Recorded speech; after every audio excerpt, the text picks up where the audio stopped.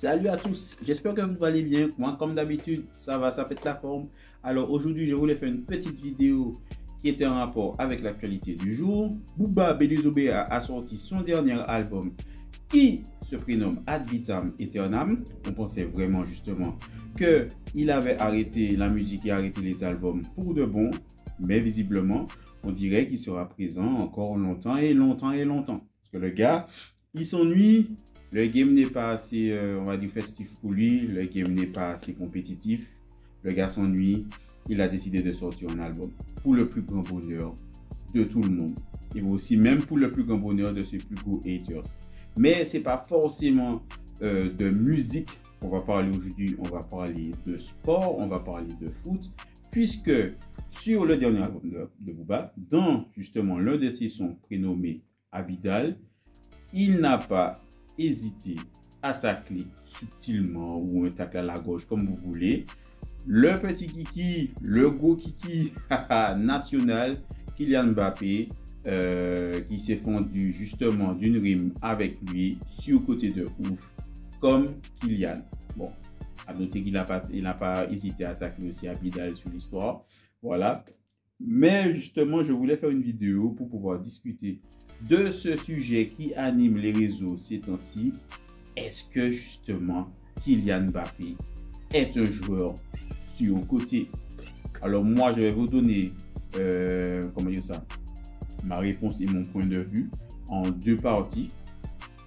Tout d'abord, je dirais que non, Kylian Mbappé n'est pas un joueur sur côté, mais parce qu'il y a un mais, on verra ce que ce mais veut dire dans une deuxième partie. Donc, premièrement, pourquoi selon moi Kylian Mbappé n'est pas un joueur surcoté?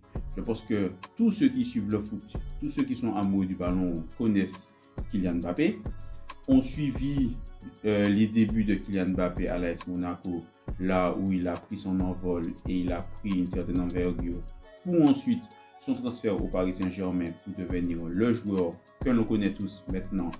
Et bon, ça fait quoi? Ça fait déjà un petit moment qu'on le regarde jouer au foot. Il a commencé à crever l'écran à 16 ans à l'AS Monaco. Aujourd'hui, il en a 25, il est au Paris Saint-Germain. Il a déjà quand même étoffé son palmarès en étant parmi les meilleurs ou le meilleur buteur de l'histoire du Paris Saint-Germain.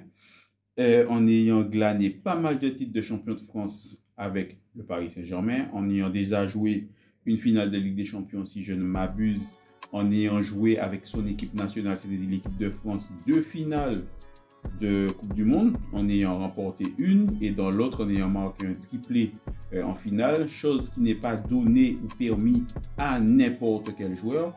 Donc pour toutes ces raisons et aussi par rapport à son talent et ses qualités intrinsèques, son mental et son envie de gagner à toute épreuve, je dirais que Kylian Mbappé n'est pas du tout un joueur surcoté. Si on regarde ce qu'il fait sur le terrain, si on regarde son palmarès et ce qu'il a déjà contribué pour sa jeune carrière, on précise qu'il n'a, pour tout ce qu'il a déjà fait, que, je dis bien que 25 ans, on ne peut pas dire que Kylian Mbappé est un joueur surcoté. Cependant, je pourrais comprendre que pour certaines personnes, ils ont envie de voir un peu plus de ce joueur-là, puisque plus le joueur a du talent, plus le joueur, il y a des attentes autour de lui. Et vu que c'est un joueur qui vient après l'ère Cristiano Ronaldo, Lionel Messi, où ces joueurs-là ont banalisé tout ce qui est extraordinaire par tous les superlatifs et tous les mots possibles, ces gars-là ont rendu banal ce qui n'est pas banal, c'est normal que les gens réclament des choses extraordinaires de la part de joueurs comme Kylian Mbappé, comme d'ailleurs Erling Haaland également, puisque ce sont deux joueurs qui jouent sous la même ère et qui seront peut-être amenés à essayer de battre les records des deux mastodontes que j'ai cités au préalable, même si on sait très bien que ce sera compliqué.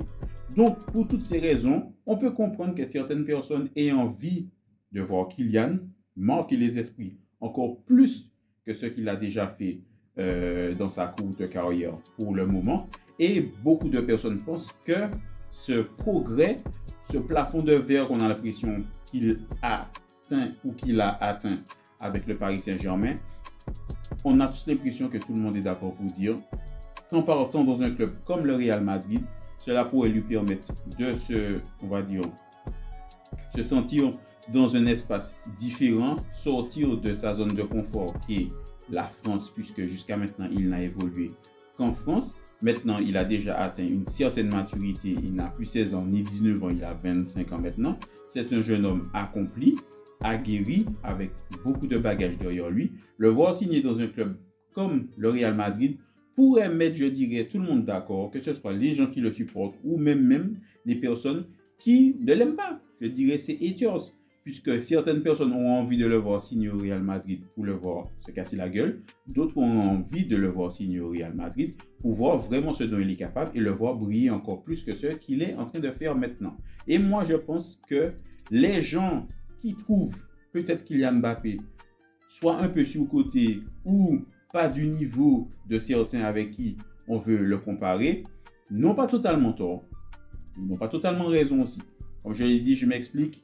Le Paris Saint-Germain est un club qui, on a l'impression, a fait le tour avec Kylian Mbappé. Kylian Mbappé, il a fait le tour avec le Paris Saint-Germain. Je trouve que le Paris Saint-Germain a enchaîné erreur de comment dire ça? Pas erreur de casting, mais erreur de...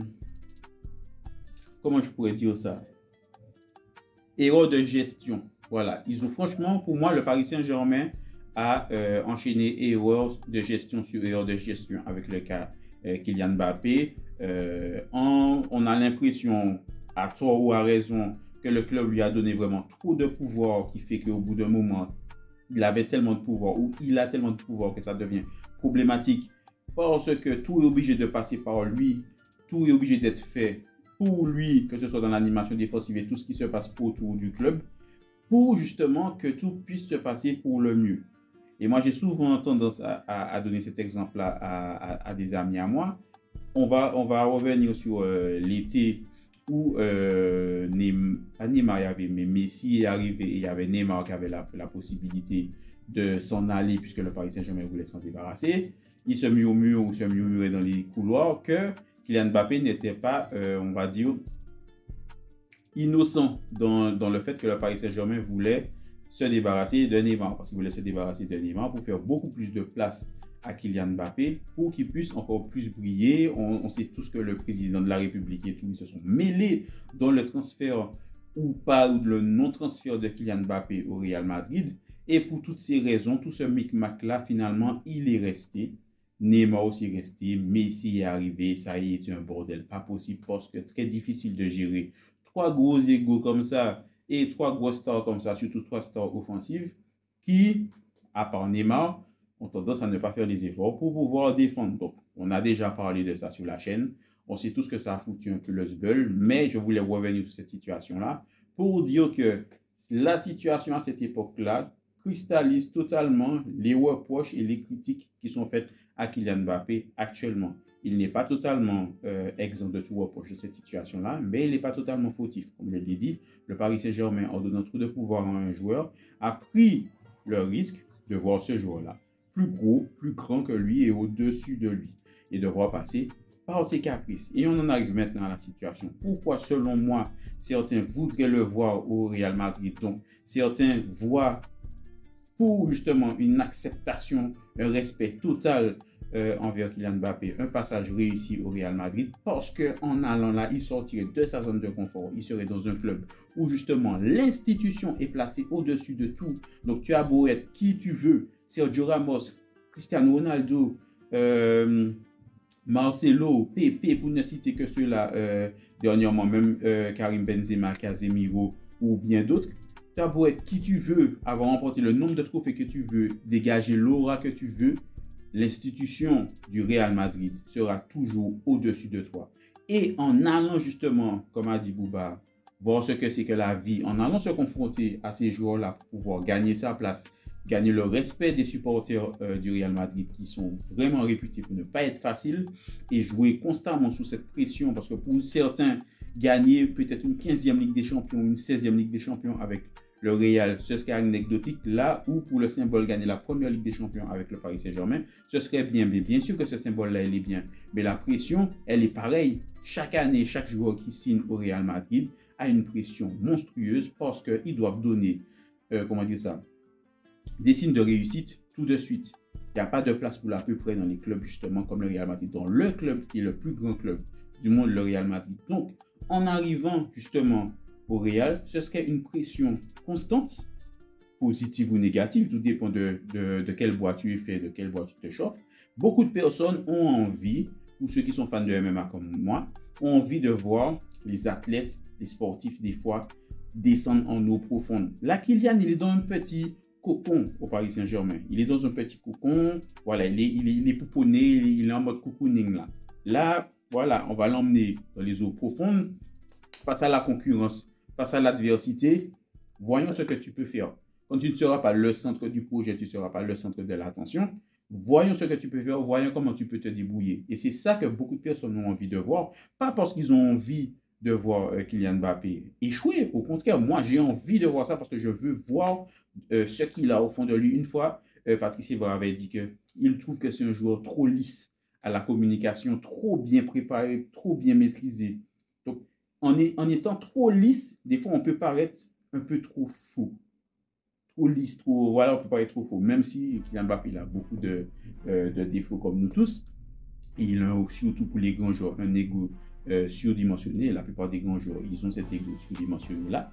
Mais je pense que vous avez compris ce que je veux dire. Donc, pour certaines raisons, je peux comprendre que certaines personnes diront, comme moi, il n'est pas surcoté. Pour moi, c'est un joueur qui mérite d'être à la place où il est actuellement. Mais, parce qu'il y a toujours un mais, comme je l'ai dit, non, il n'est pas surcoté, mais il doit partir pour pouvoir aller voir autre chose et voir vraiment s'il est de la trempe du très, très, très grand joueur. Et moi, je pense que c'est vraiment ce qui lui manque parce que niveau trophée international, il a déjà une Coupe du Monde. Il a déjà une Coupe du Monde, il a joué une autre Coupe du Monde, il arrive en finale, il a marqué 3 buts en finale, c'est pas donné à tout le monde, donc il y a ça qui n'est pas à lui retirer aussi. Ça aurait été bien aussi s'il avait un championnat d'Europe. Et il a déjà une Ligue des Nations, même si pour moi, je ne donne pas trop d'importance à cette compétition-là. Et voilà, il a plein de trophées avec le Paris Saint-Germain, mais il lui manque la Ligue des Champions. Et comme certains grands joueurs l'ont dit, une Ligue des Champions, c'est très compliqué à gagner. Parce qu'une Ligue des Champions, c'est la régularité sur une saison. C'est la régularité sur une saison. Donc, c'est là peut-être où on veut voir la consécration de Kylian Mbappé. Pas en équipe nationale, parce qu'on l'a déjà vu, mais en club. Voilà. Et le jour où il soulèvera justement cette Ligue des Champions-là, les portes du Ballon d'Or lui seront totalement ouvertes. Bon, j'ai un avis très personnel sur le Ballon d'Or, mais je sais que c'est quelque chose qu'il faut faire avec, il faut compter avec. Pour moi, le Ballon d'Or, il y a certaines années, ça avait un sens, ça voulait dire quelque chose, mais depuis un certain nombre d'années, ça ne veut pas trop, ça ne veut pas dire grand-chose pour moi.